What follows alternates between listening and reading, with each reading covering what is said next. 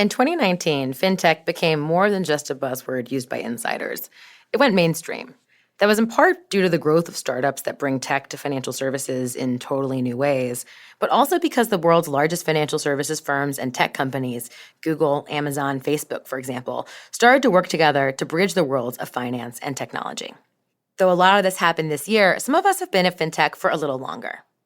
I'm your host, Mary Catherine Lader, and I'm also the Chief Operating Officer of Aladdin Wealth, a wealth technology business that builds software to simplify managing money for retail investors. Today, I'm going to talk to Sudhir Nair, head of the Aladdin Business, which focuses on institutional money managers, the sovereign wealth funds, insurance companies, pensions, and the world's largest owners of assets. Aladdin was started at BlackRock at the time of the company's founding, and today is an operating system for managing money. On this episode of The Bid, Sudhir and I will talk about what we're seeing in fintech for both big money managers and consumers, and what we think the future looks like, from the need to scale to a growing demand for sustainability. So let's get to it.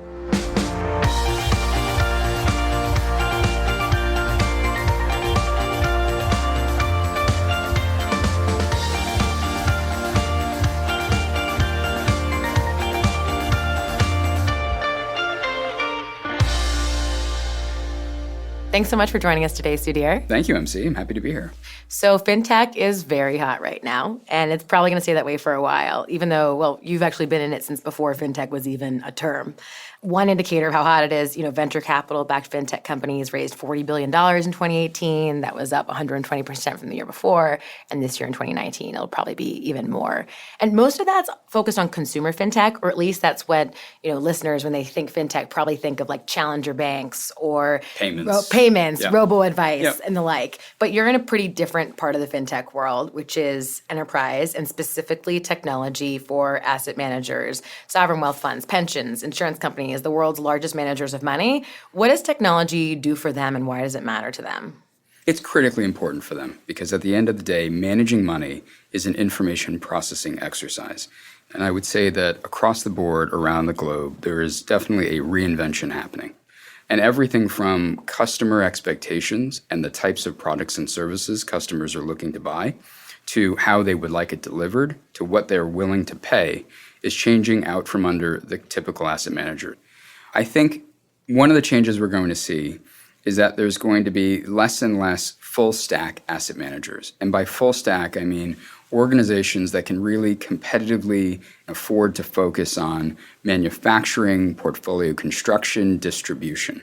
Today, there are many of them, but what we're seeing is that oftentimes they're not able to deliver the value differentiation and scale in order to properly compete. So what we're going to see is just a shift where every organization is going to need to pick their areas of specialty and focus, in some ways like picking your major at college and making sure that they're doubling down on their focus and attention there in order to improve their capabilities, while at the same time partnering with others to help them in places where they're not.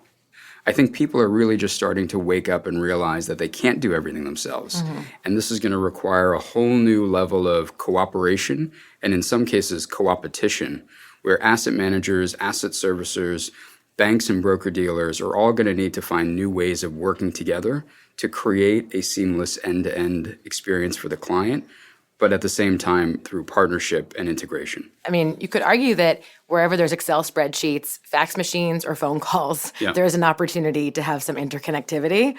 And it's a matter of just figuring out that we have the right partner. There's like a software product on the other end of some interaction that you can link to that creates like a next generation sort of technology-enabled experience. What are some other examples? Is it like accounting? Is it trading? Is it linking to client reporting? All the above? I think you're absolutely right. The barrier in my mind has never been the absence of the technology. It was always the willingness of the participants to collaborate. Mm-hmm. So there's an opportunity now to collaborate and work together. But it's that spirit of partnership that's really fueling the acceleration, not because some new magic technology has been created. Mm-hmm. It's interesting that you mentioned that collaboration and willingness to cooperate is like the most important thing. I think that's part of why distributed ledger technologies and blockchain haven't really gotten off the ground, right? Many people who are so excited about the potential a couple of years ago at the beginning of that hype cycle were like, oh my goodness, there's so many antiquated practices in financial services operations. Couldn't we revolutionize it? Mm-hmm. But getting consensus around what kind of governance patience you would have for an entirely new technology was just too hard. And so we found that people are too slow to want to have an entire new system. Perhaps there's more opportunity if you're incrementally changing something that you already use, like Aladdin, for example. I think that's right. I also think that, at these points of friction, there's usually somebody making money off of it. Yeah. And Right. there's sometimes a lack of interest or inertia around making things too efficient. Right. And I think it's really when the industry comes together and recognize that this needs to change. It's in the best interest of customers. And by collaborating on a technology, we can get there faster, that we really see momentum. That dynamic between what's in the best interest of the customer and what's in the best interest of the provider is such an interesting one. And in the example of wealth tech, a headwind for digital advice is that often advisors have been nervous about disintermediating themselves, about potentially losing some of their business if they deliver too smooth of a user experience. It allows an end investor to interact too simply with their money and make investment decisions. So we've actually seen on the wealth tech side a lot of anxiety about the best user experience, which for most technology products, user experience is the business, right? You develop the best product, you have a business because you get traction where people want to use it. So how do you think about user experience on the institutional side where, for example, your customer doesn't go to an app store and download Aladdin versus an Aladdin competitor? They're sitting at their desk and their employer has chosen Aladdin and they don't really have a choice about what software to use.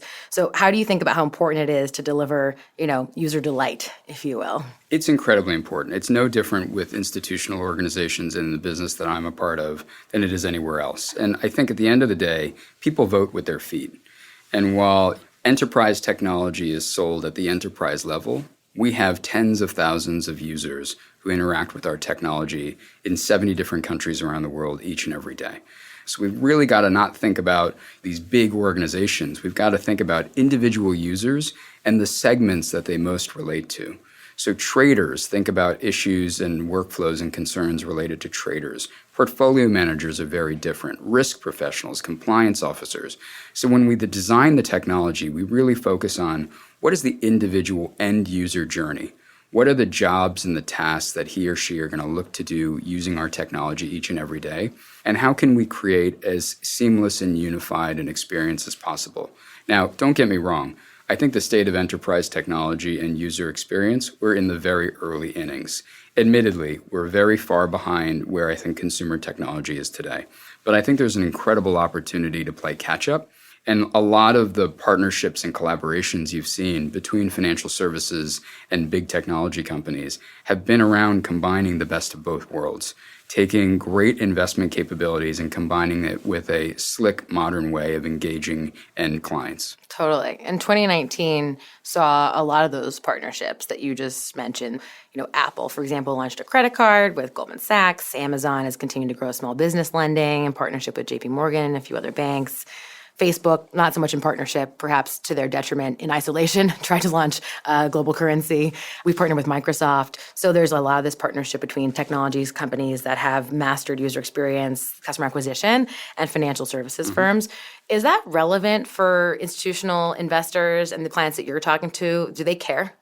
I think they absolutely care. It's tough for me to speak on behalf of all of them, but less so about any individual partnership, more so about the concept. Because at the end of the day, they're trying to get very close to their end clients and to provide the best level of service in the most modern tech experience. And I think these partnerships are going to accelerate that. So some of these organizations, they have hundreds, if not thousands, of internal technologists. You may ask yourself, what do they get out of partnering with someone like Microsoft? And it goes back to that not everybody has the same level of expertise.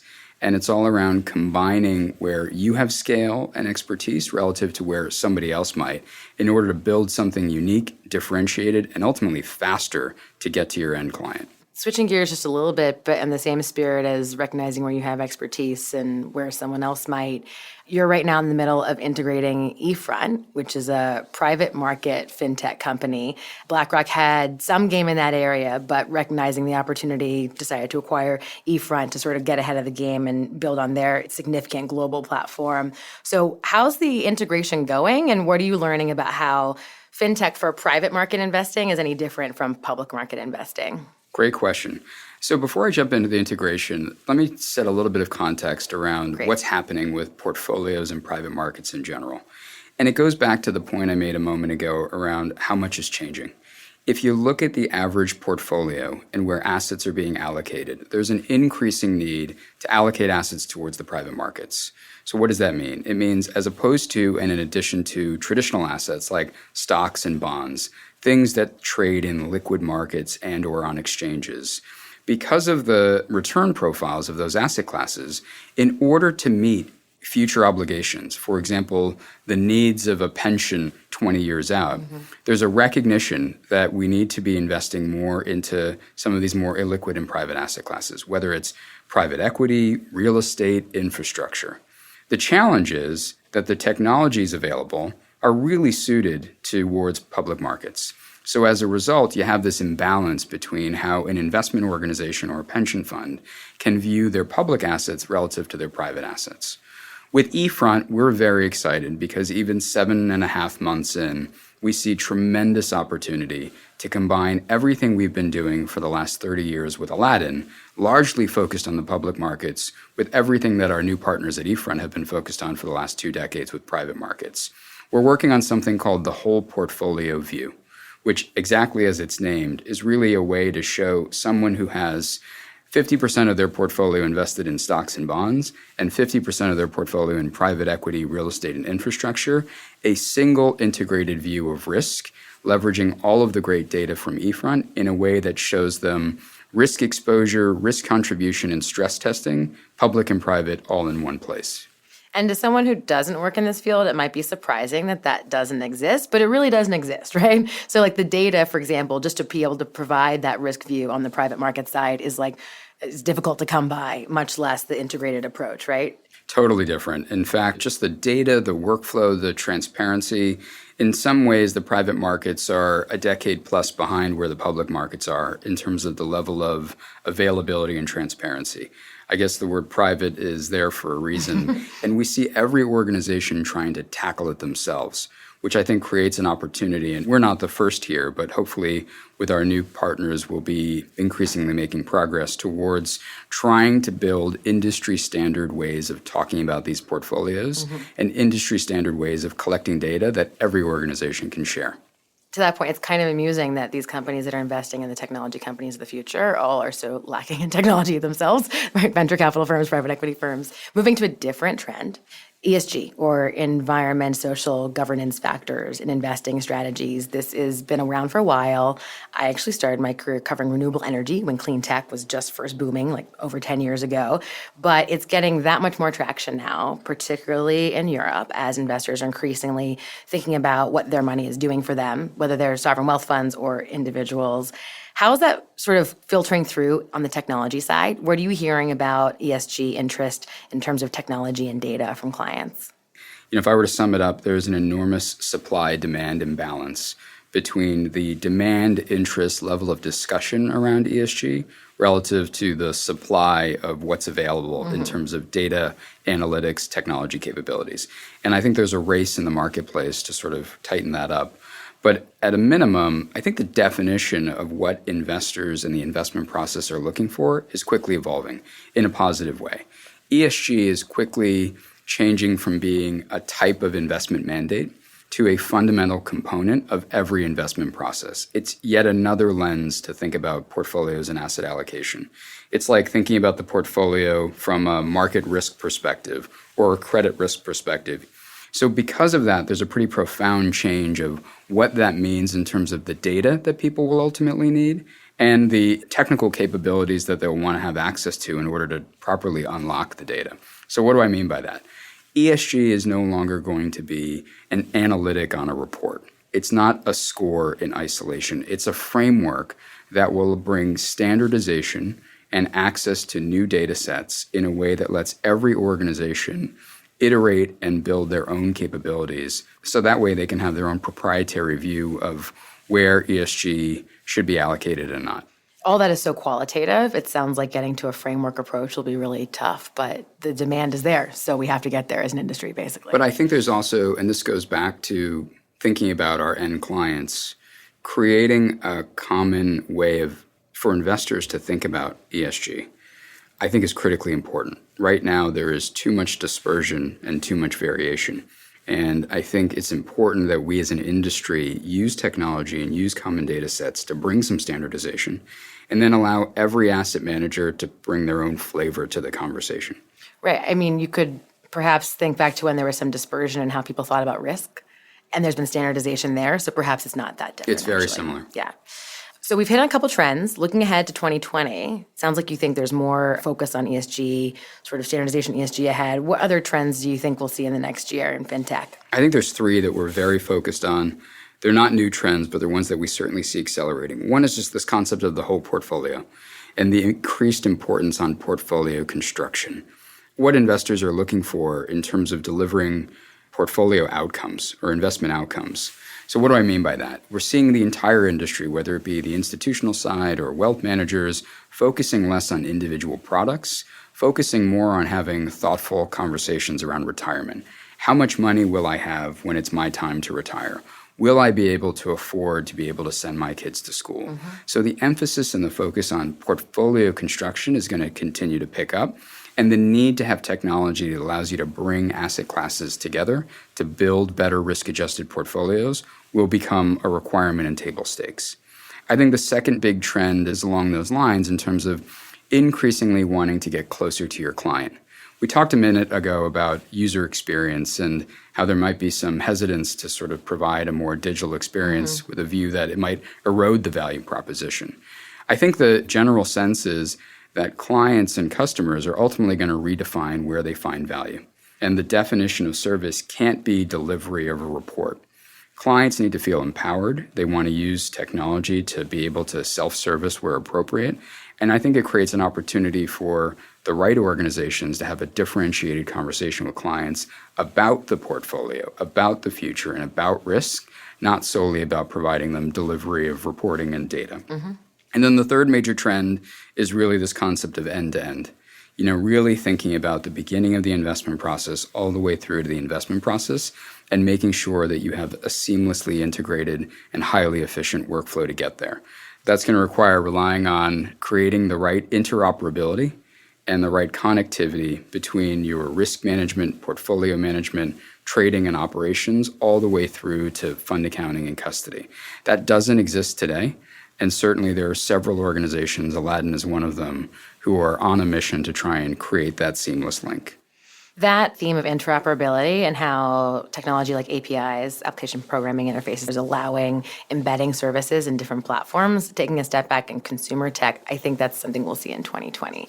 We'll see payments, we'll see micro-lending embedded in more consumer services. So you're not just going to a financial services platform to actually engage in financial services. We're seeing more and more of these companies that are like debit card as a service, credit card as a service, lending as a service.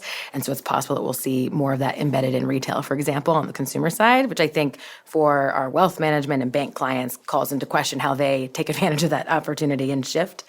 So to sum up, where do you think asset management is today in the digital transformation journey? I just mentioned banks relative to banks who've been investing in, quote, digital transformation for over a decade now.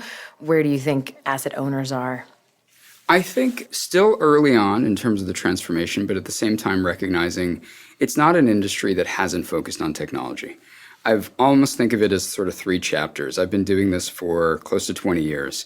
And when I started, it was all around the model of best of breed. Lots of different systems, each of which with some competency or capability, lots of Excel spreadsheets, and asset managers needing to figuring out all the wiring and the plumbing to connect it all in place. Over the past probably decade, there's been a dramatic shift towards consolidating, simplifying, and landing on a handful of larger systems where they were looking to do more in one place.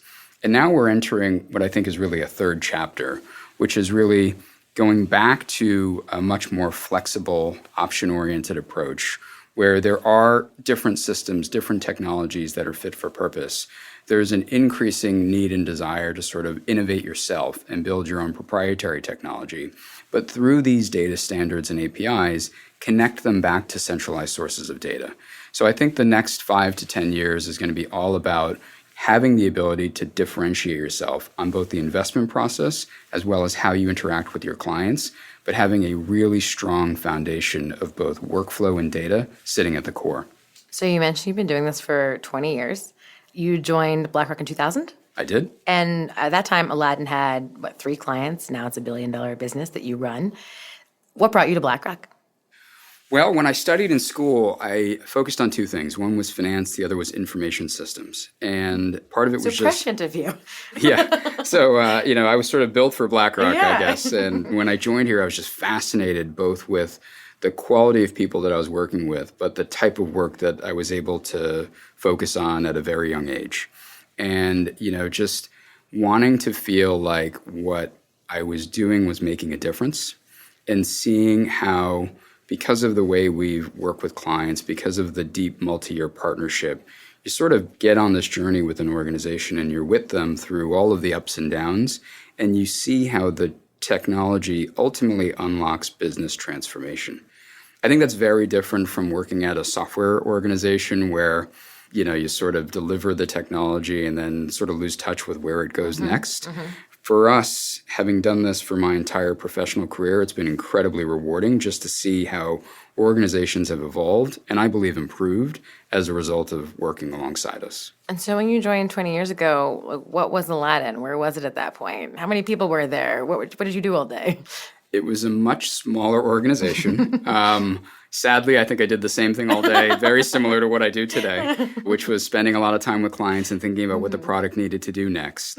And I think that Aladdin was very similar in terms of its core mission of connecting people and providing end-to-end capabilities. But at the same time, since that time, it's grown quite a bit.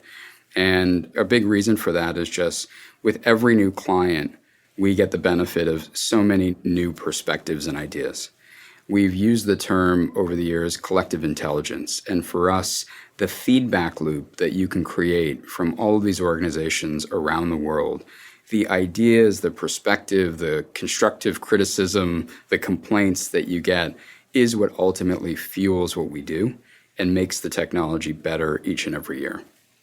Rapid fire round. So I'm going to ask you a couple more personal questions. You Sure. can answer yes, no, or a quick answer. You ready? Yes. Your favorite app? Uber. Good answer. Where would we be without it? I also used the Chick-fil-A app over the weekend, and it was incredible. Did you really? I did. It was incredible. I was in the office, sadly enough, on Saturday, That and is my sad. kids had friends over visiting from Philadelphia. And I get this phone call like, they all want Chick-fil-A. And I'm like, okay, that's good. Let me know how it goes. And they're like, well, when you leave, come by and pick it up because there's one on 23rd Street. And keep in mind, we've never gone to this Chick-fil-A. We just know it's there. So I downloaded the app. In the taxi heading down to 23rd Street, placed the order, which was 5 kids' meals. And then you walk in, there's a kiosk, you type in a code, you walk to the side, you don't talk to anybody. And then they just call out your name, and then boom, there's your bag of food. I didn't have to deal with a line or any of that stuff. It was great. Did they say yes, sir, and yes, ma'am? Because I think that's like the highlight of Chick-fil-A. They have such good manners. It's a wonderful customer experience. Yeah. Yeah. An app or technology that you wish existed? I think we'll get there eventually, but I wish there was a way to translate what was in my brain into text so I could stop texting. So much safer for drivers, too. Yes, That would be, and easier on my hands. I feel like the U.S. government should invest in that. Favorite TV show? We are watching Peaky Blinders right now, which I know has been around for a while, but my wife and I are really into it. And your go-to karaoke song? Easy. Rolling Stones, Paint It Black. I have heard you sing that, which is Yes. why I asked you. It was extremely impressive. It's vocally challenging enough, and it always gets the crowd going. It was very impressive. Thank you. It's been such a pleasure having you, Sudhir. Thank you, MC. Lots of fun. Thanks.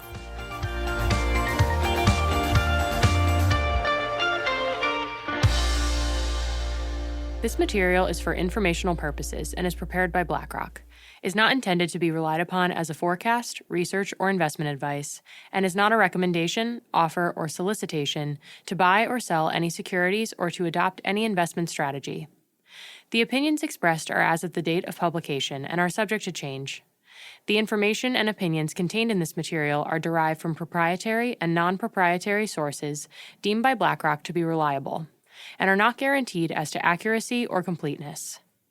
This material may contain forward-looking information that is not purely historical in nature.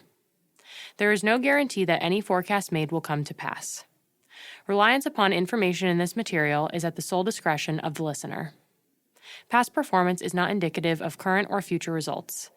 This information provided is neither tax nor legal advice, and investors should consult with their own advisors before making investment decisions. The value of investments and the income from them can go down as well as up, and you may not get back the amount invested. In the US and Canada, this material is intended for public distribution.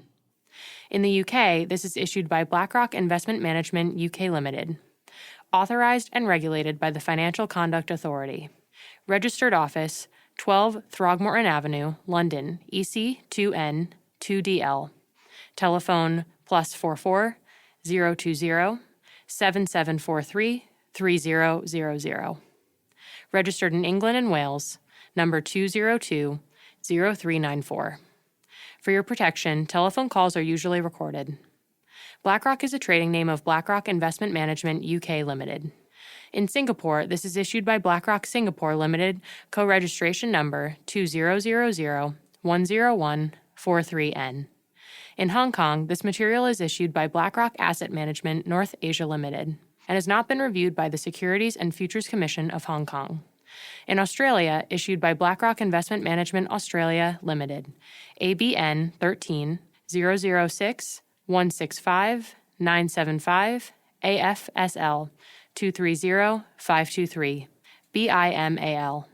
The material provides general information only and does not take into account your individual objectives, financial situation, needs, or circumstances.